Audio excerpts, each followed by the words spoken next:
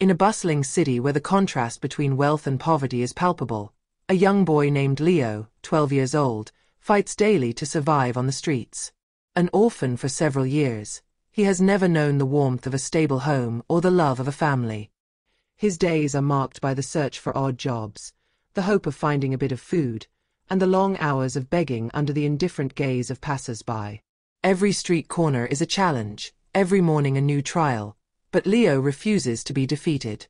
His daily life is difficult, but he has learned to make do with little. He knows the places where he can find food scraps and which corners of the city offer small tasks in exchange for a few coins.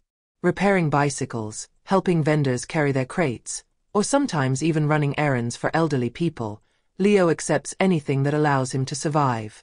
His clothes are worn, and his shoes are torn, but he keeps moving forward, driven by an inner strength few of his age possess. Despite his precarious situation, Leo maintains a radiant smile, one that lights up his dirty and tired face. His eyes are full of curiosity and hope, and he refuses to let his misery affect his spirit. This smile, which he wears even in the hardest moments, is his greatest strength. Every day, he proves that it doesn't take much to be happy, just a generous soul and a pure heart. Leo often shares what little he has with other street children. He has become a sort of big brother to them, giving them courage when they feel lost. Sometimes, after earning a few pennies by repairing objects or singing for passers-by, he buys bread to share equally. He knows what it means to suffer, but he refuses to let anyone else go hungry when he can make a difference, no matter how small. At night, he sleeps under bridges or in makeshift shelters he builds with other homeless children. Cold and insecurity are his constant companions, but he never complains. On the contrary, in those moments of silence, he looks at the stars and dreams of a different life. A life where he wouldn't have to fight every day for a piece of bread, where he could go to school, learn, and perhaps one day become someone important. But deep down, he knows that what he desires most, far more than wealth or fame, is simply to belong to a family, to have someone to talk to who truly cares about him. The contrast around him is striking. While Leo struggles to survive, the city continues to live in indifference. Luxury cars pass by the windows of stores displaying unattainable items. People walk by, absorbed in their concerns, ignoring this child who blends into the background of the streets. Sometimes, he hears laughter coming from upscale restaurants or sees happy families in parks, and it causes a pang in his heart. He wonders what it's like to never be hungry, to feel safe, to be able to sleep without fear of what tomorrow might bring. But instead of envying these people, Leo stays true to himself. He finds strength in the small joys he encounters each day, whether it's a ray of sunshine warming his skin or the smile of another street child to whom he has extended a hand. He refuses to succumb to bitterness and anger, knowing that those emotions will lead him nowhere. Deep in his heart, he still believes that something beautiful is waiting for him, even if it seems distant and uncertain. One day, as he sells flowers in a park, Leo, as usual, greets passers-by with his radiant smile. He offers a small daisy to an elderly lady who thanks him warmly before continuing on her way. As he prepares to offer his flowers to a couple, his attention is drawn to a well-dressed man slowly approaching. Mr. DuPont, a millionaire businessman, is dressed in an impeccably tailored three-piece suit. His walk is confident, and he observes Leo with a curious, almost amused eye. Mr. DuPont is a respected, even feared, figure in the business world. He is known for his coldness, his lack of empathy, and his hard-heartedness. To him, success is measured in numbers, and human emotions are weaknesses he has long learned to ignore.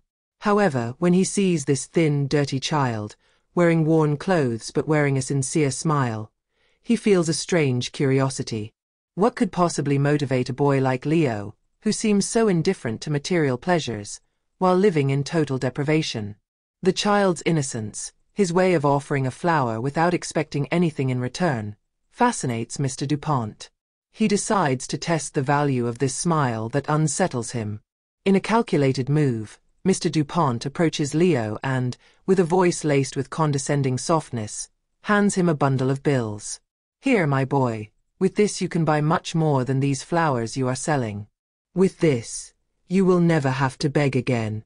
Leo, surprised, steps back slightly, first looking at the money, then at Mr. Dupont in the eyes. He remains silent for a moment, weighing the offer. This money could change his life, pull him out of hunger and cold.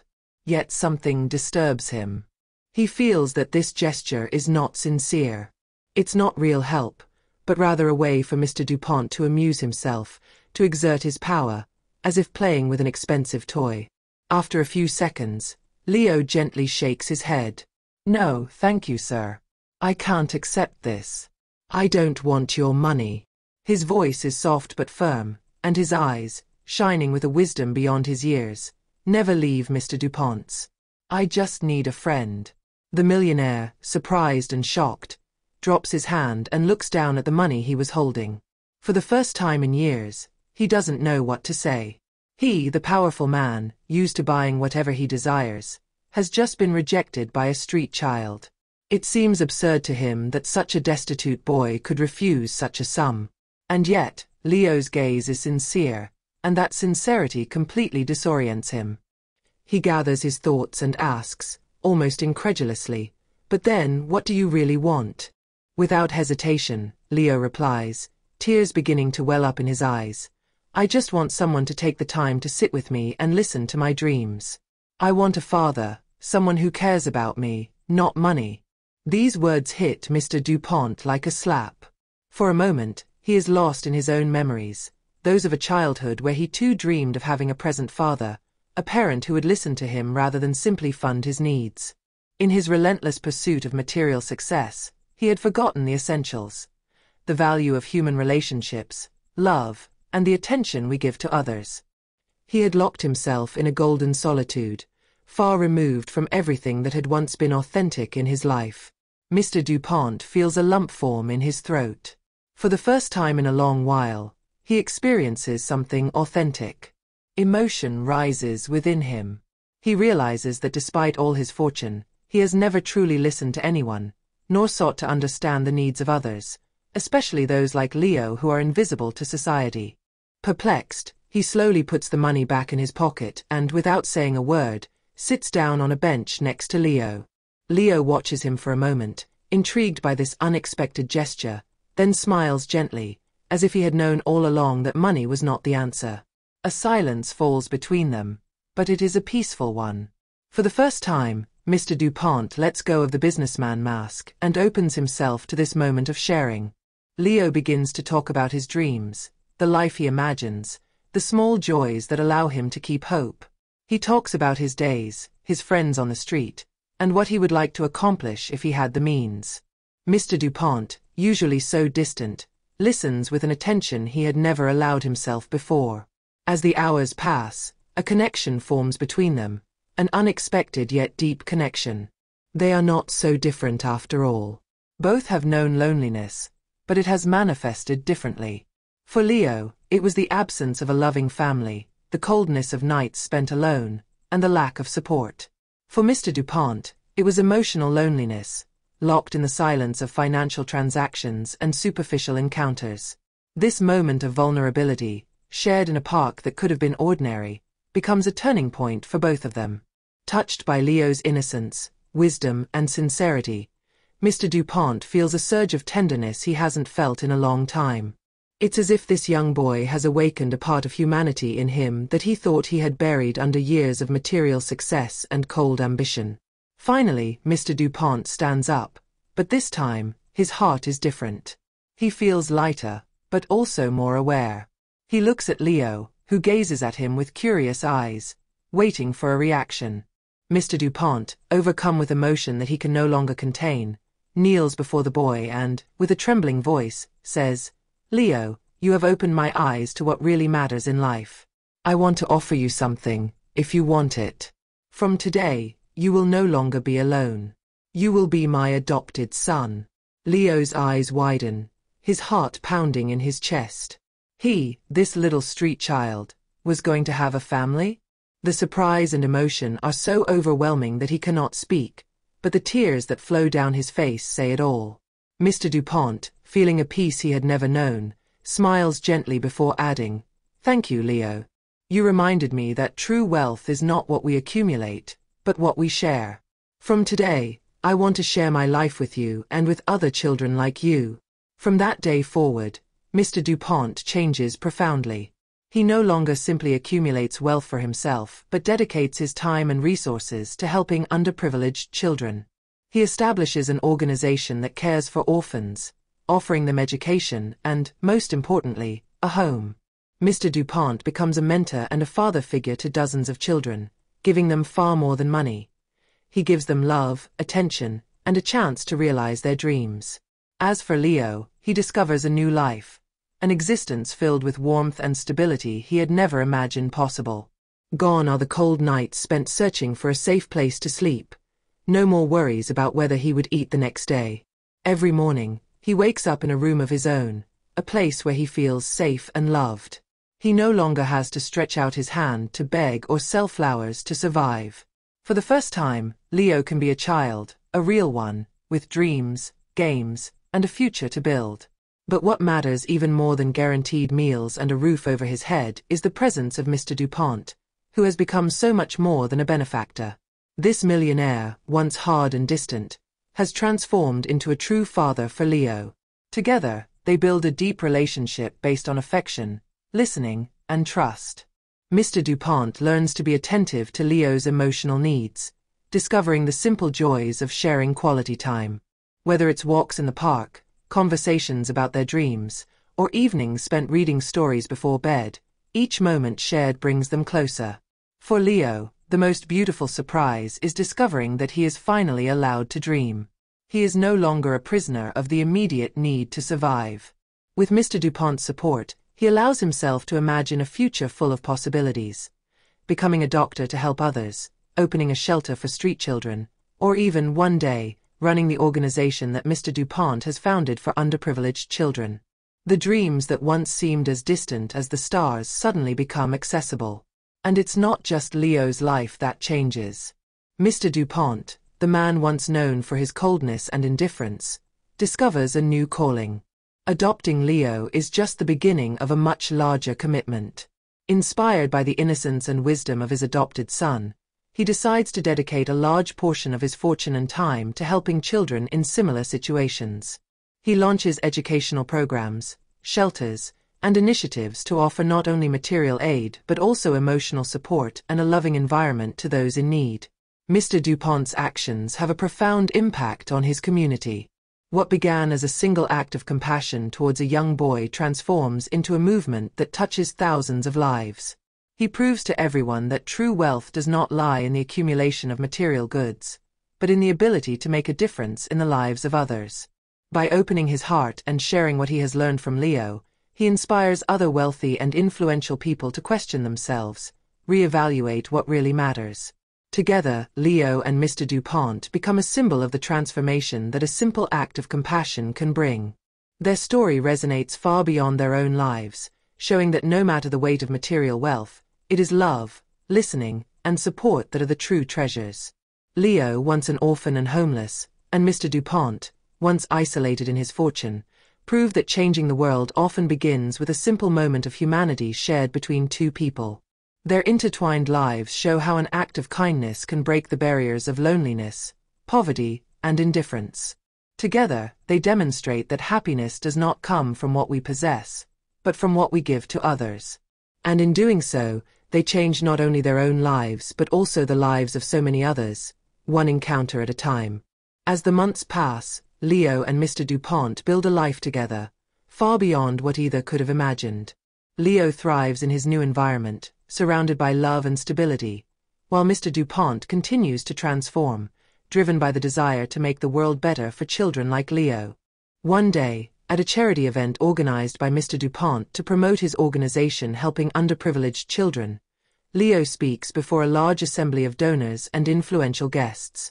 Shy at first, but encouraged by his adoptive father's kind gaze, he tells his story, that of a boy who lived on the street and who, one day, met a man capable of seeing beyond poverty and appearance. With emotion, Leo explains how a simple gesture of friendship and listening changed his life, leading him to discover a new family and a new destiny. "What I want to say today is not that money doesn't matter," begins Leo, his eyes shining with hope. But sometimes, what we really need is for someone to take the time to see us, to listen to us, to believe in us. That's what saved me. And I know it can save other children too. The applause echoes in the room, but it is Mr. DuPont's gaze that matters most to Leo. It is filled with pride and love. After this speech, something bigger begins to unfold. Inspired by Leo's words, many guests decide to support Mr. DuPont's initiative, not only financially but also by committing to give their time and personally engage in the lives of the children they want to help. From that evening, a wave of solidarity and humanity spreads throughout the city and beyond. Mr. DuPont's programs expand, touching thousands of young people in need. And everywhere they go, Leo and Mr. DuPont become living symbols of what love, compassion, and commitment can accomplish. But the story doesn't end there. A few years later, Leo, now a young man, decides to honor the promise he made to himself back on the street, to help those who are in the same situation he was once in. With the support of his adoptive father, he takes charge of part of the organization and creates new projects aimed not only at providing material resources but also educational and professional opportunities for disadvantaged youth. One day, while walking through the same park where it all began, Leo feels a wave of nostalgia as he observes the surroundings. The trees that shade the benches, the rustling of the leaves, the laughter of children playing nearby, all remind him of the boy he once was, alone and vulnerable, but filled with silent dreams. This park, which witnessed his meeting with Mr. DuPont, is now a place full of precious memories. As he walks, Leo spots, from a distance, a young boy sitting alone on an old bench. His clothes are tattered, dirty and worn, his face marked by exhaustion, and in his frail hands, he holds a few wildflowers, probably picked near the park. The boy has that look that Leo knows all too well, a mix of resignation and tenacity, quiet hope, and hidden sadness. Leo has worn that gaze himself, years ago. His heart full of memories and emotions, Leo slows his step. The image of this child, almost a reflection of his past, stirs deep feelings within him. He sees himself in this boy, a child left to his own devices, trying to sell flowers for a few coins, while searching for something bigger than money, a little warmth, recognition, a hand reaching out. Without hesitation, Leo approaches the child and gently kneels down to his level, being careful not to startle him. His face lights up with a kind smile, a smile full of understanding and tenderness. The child looks up shyly, surprised that a stranger is taking the time to pay attention to him. He expected to be ignored, as he had been so many times before. But Leo does not look away. He smiles at him, not out of pity, but with real kindness. In a soft voice, Leo asks, "And you, what are your dreams?" The boy, initially hesitant, looks at his feet, as if this question is too precious to answer lightly. No one has ever asked him what he truly wanted, what lay behind his efforts to survive. He hesitates again, then slowly lifts his head. His eyes, shining with a mixture of surprise and hope, search Leo's for a sincerity he quickly finds. This is not a meaningless question. The man, who has knelt in front of him, seems genuinely interested in knowing the answer. I want to be a pilot," the boy says, in a barely audible voice, as if he doesn't dare to believe in his own dream. To fly above the clouds, see the world from up high. Leo, touched by these words, nods softly. This dream, pure and full of innocence, reminds him of how powerful hope can be, even in the most difficult circumstances. He remembers the boy he once was, and that crucial moment when a stranger took the time to listen to him, believe in him, and offer him not money, but a real chance to change his destiny. "That's a beautiful dream," Leo responds, his heart moved. "And I know you can make it come true. When I was younger, I had dreams too, and someone helped me achieve them." The boy, surprised by this confession, watches Leo with greater attention. Leo doesn't look like the other passers-by. He doesn't seem distant or hurried. He truly seems to understand what the child is going through, as if he's been through the same thing. "You know," Leo continues, "there are people who want to help children like you. People who believe in your dreams and can give you the means to make them happen. If you want, I can help you." The child stays silent for a moment, absorbing this offer, wondering if he can really believe such an opportunity. Then, slowly, he nods, hope dawning in his eyes. Leo smiles more broadly. All right. Then let's start with something simple. Follow me, and I'll introduce you to people who can help you fly toward your dream. They rise together, and as Leo walks beside the boy, he feels filled with pride and gratitude. He knows that what he is doing today is giving back to another child what he himself had received. Hope, support, and the conviction that dreams, even the wildest ones, can become reality with the love and kindness of others. Together, they leave the park, leaving behind the memories of a painful past, but carrying with them the promise of a brighter future. Leo knows that just as Mr. DuPont had transformed his life, he is now in a position to do the same for others. This is how the circle of compassion continues, proving that every small act of kindness can spark a change and transform lives for the better. And as they walk away, Leo takes one last look at the bench where it all began, with the certainty that this cycle of generosity, from dream to dream, will never stop. Leo's story comes full circle, demonstrating that every act of kindness can create a chain of compassion that continues endlessly. This cycle, begun by a simple gesture from Mr. DuPont, keeps growing through Leo, who is no longer the orphan he once was, but a man transformed by the love and support he received. Now at the head of a vast network to help underprivileged children, Leo uses his personal experience to inspire and restore hope to thousands of young people. This network, born from the unlikely meeting of a disillusioned millionaire and a boy with a big heart, has built homes for orphans, funded education for those who dreamed of it, and offered a promising future to so many children who, like Leo once did, thought life had nothing good in store for them. Every day, Leo repeats the same gestures of kindness, ensuring that each of these children understands that their worth is not measured by what they own materially, but by the strength of their dreams and the generosity of their hearts. Leo has learned, just like Mr. DuPont before him, that true wealth is not found in what we receive, but in what we give.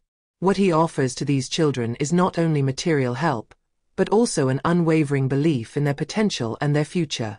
Every young person he meets becomes a light in the darkness, a reminder that even in the darkest moments, there is always a chance to shine. Mr. DuPont, aging but happy to see the work he helped build, continues to accompany Leo on this life mission. What had started as a selfish challenge on his part has become the most important work of his life. He has found in Leo a son, but also a friend, an heir to his values, and together they are building a fairer and more compassionate world. And so, in this world often divided by inequality, where poverty and wealth seem to create insurmountable barriers, Leo and Mr. DuPont, bound by a shared love and humanity, continue to prove that the greatest treasure one can possess is the treasure of the heart. Through their actions, they demonstrate that every small spark of kindness can ignite a fire of solidarity, capable of warming the most lost souls and changing lives forever.